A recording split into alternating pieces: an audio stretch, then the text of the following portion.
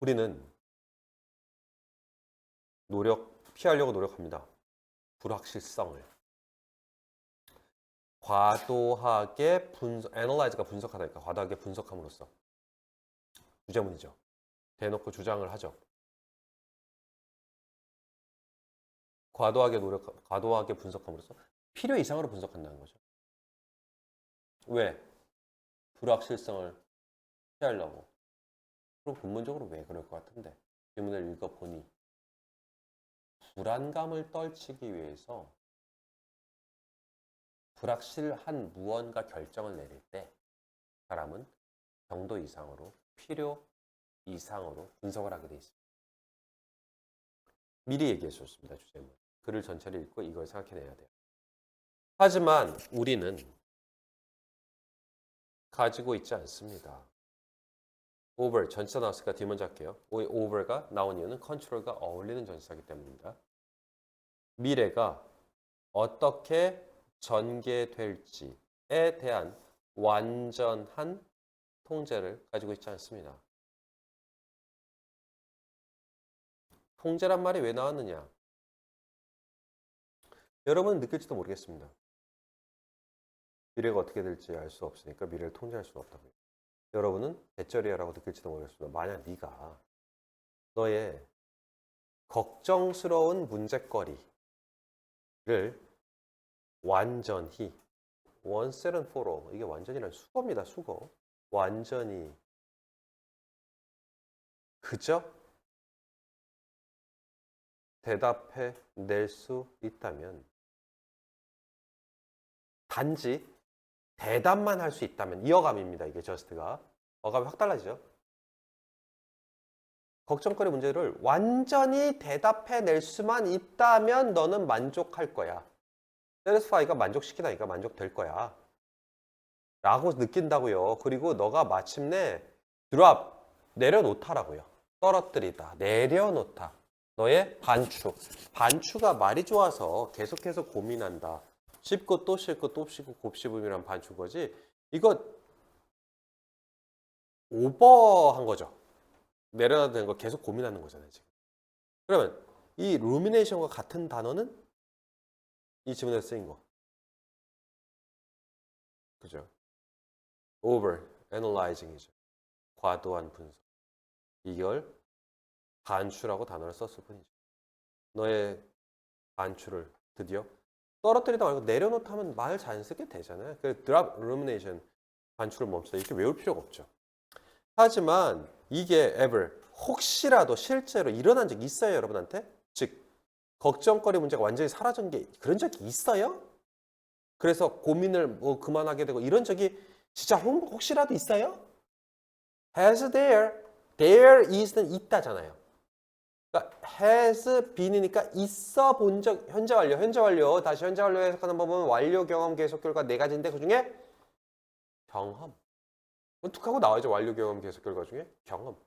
혹시라도 있어 본 적 있어요? 뭐가 뒤에 게 주어요? 대답이 have pp, there is, there라 이렇게 하면 뒤에 게 주어라고 그랬잖아요. 대답이 어떤 대답? allow it, may가 B하도록 허락한다. 네가 걱정을 스탑하도록 허락해주는 정답이라는 게 혹시라도 있어 본 적 있어요? 세상에? 존재라도 해본 적 있나요? 그럼 자 다시요. worrying이랑 같은 단어가 뭐예요? 걱정하는 거. 지문에서 rumination, over, analyzing이죠. 그 stop은요? 걱정 그만두는 거니까.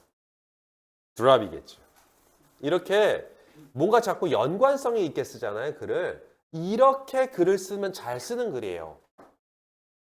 왜? 집중력을 이어갈 수 있으니까 독자들의 집중력을. 오히려 우리는 역으로 이걸 활용하는 거예요.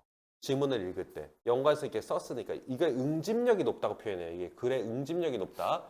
이런 것만 보는 거죠. There is, 또 there is 있네. 이 사람 there is 좋아하네요. Only one way.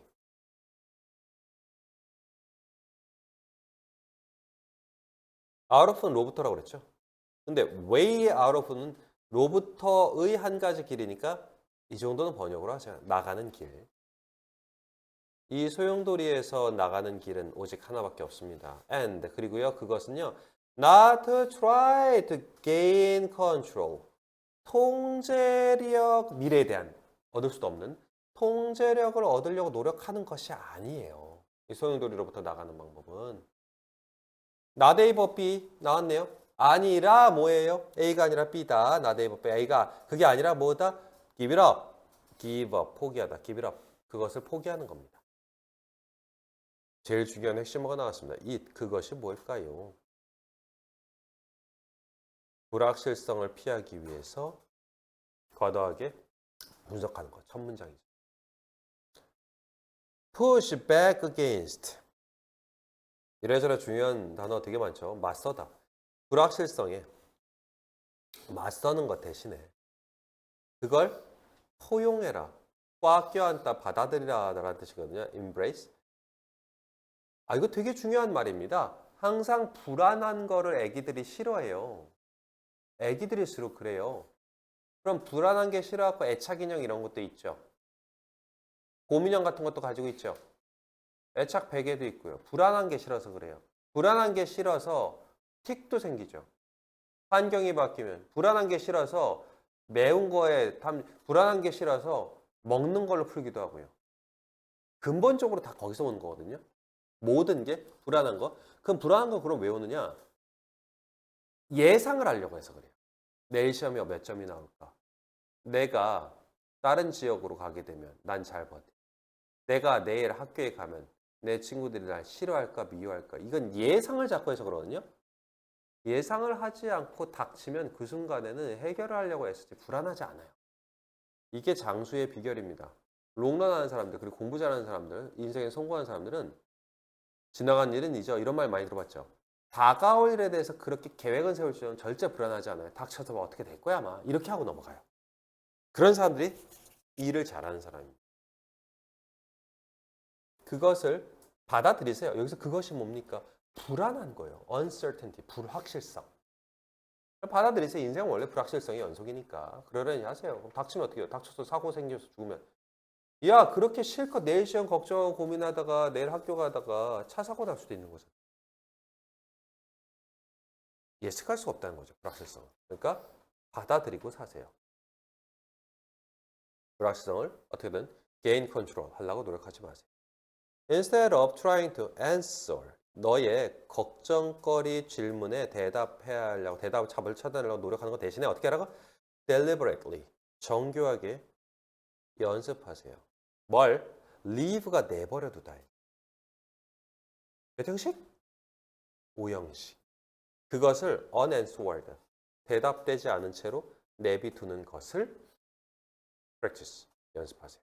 명령문. 좋은 말이죠. Don't ask. 묻지 마. 다른 사람들에게 다 others. 왜 불안하면 왜 옆 사람한테 질문하고 막 야 어떻게 될 거냐 이거 물어보는 거 있잖아요. 하지 말라고.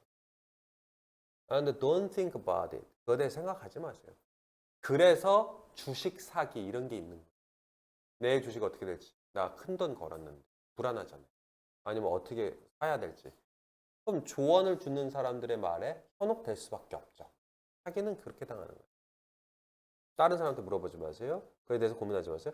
말하세요. tell. 몇 형식, 4형식에게를 스스로에게 말하세요. 대체로 뭘 분석이 해법이 아니다라고. 나대의 법이 또 나왔네요. 아니라 뭔데? 해법이 아니라 실제로 똑같은 문제. 실제로 오히려 more of 되게 어려운 수거입니다. 이거 비교급이랑 상관없습니다. 오히려라는 부사입니다. 그냥 오히려 just 그저 같은 문제다. 분석은 해법이 아니라 실제로는 그저 오히려 단지 똑같은 문제일 뿐이다. A라는 문제를 되게 고민해서 B라는 분석 결과를 냈어요. 근데 그게 결과입니까? 미래는 어차피 예상할 수 없기 때문에 결과나 답은 나올 수가 없다 그랬잖아요. 그런 거 있죠. 수식할 때. 그러니까 수학할 때 equal이라는 표시 있잖아요. 똑같다는 뜻이잖아요. 우리의 목적은 그렇게 복잡한 식을 아주 단순화된 1, 3, 루트 2 이렇게 단순화된 숫자로 치환 바꿔놓는 연습을 하는 거잖아요. 그래서 나중엔 이 수식이라는 건 굉장히 많은 테크니컬한 내용을 담고 있다 보니 실제로 수학 전공하는 석박사들의 그 논문, 수식 논문 해결한 거 보면 책 한 권이에요, 보통. 한 권 내내 풀고 있다가 한 문제를 이렇게 그래서 결론을 낸다. 거기에는 수학적 어마어마한 테크닉들이 많이 나오는데 그건 사실은 되게 많은 지식을 이렇게 몇 개의 기호를 이렇게 줄여놓은 게 수학적 기술인 거잖아요. 항상 파이 3.1414 하면서 쭉 무한대로 이어지는 숫자를 파이 값 하나로 표기하잖아요. 근해 공식 2분의 마이너스 b 플러스 마이너스 루트 제곱 마이너스 제가 왜 기억하는지 모르겠는데 이게 주입식 교육의 결과물이죠. 아직도 안 까먹고 있는데 30년 전에 배웠는데 4, 5시간 굉장히 많은 것들을 함축하고 있는 거잖아요. 그거를 이제 우리는 수학 때 그걸 테크니컬한 걸 여러 개를 붙여넣고 좀 복잡하게 만든 걸 단순화시켜. 이퀄 단순화시켜. 이걸 치환이라고 하거든요. 자꾸 다른 걸 바꾸는 거, 자꾸 다른 거 바꾸는 거. 이만큼 복잡한 거를 겁나 반추와 고민과 걱정 끝에 이퀄 해서 또 다른 스타일의 복잡한 걸로 바꿨을 뿐이라는 거죠. 미래에 대한 통제력을 얻으려는 행위. 이건 답이 아니라고요. 스타일만 바꾼 거지. 그런 거 있잖아요. 수학 풀다 보면 이퀄을 하긴 했는데 계속 헤매는 거 있잖아요. 시간이 흘러가 줄어지지가 않아. 뭐가 더 늘어나는 경우 있죠. 그럼 속으로 망했다 이 생각하잖아요. 이건 이게 아닌 것 같은데. 그럼 다른 방법을 써야 되는데 다른 방법은 안 떠오르죠. 망한 거죠. 그 상황이에요. 이게 지금 이게 수학은 풀어야 되지만 이거 민생은 수학 문제가 아니잖아요. 미래에 대한 예상치를 단순화시켜서 이퀄해서 이렇게 만들어낼 수는 없다. 그건 신의 영역이다. 그럼 이퀄해서 줄일 수가 없으면 이 복잡한 수식을 달고 내일을 맞이해야 되냐? 그냥 그렇게 해라. 이 복잡한 수식 불확실성. 나름 되게 중요한 내용이었습니다.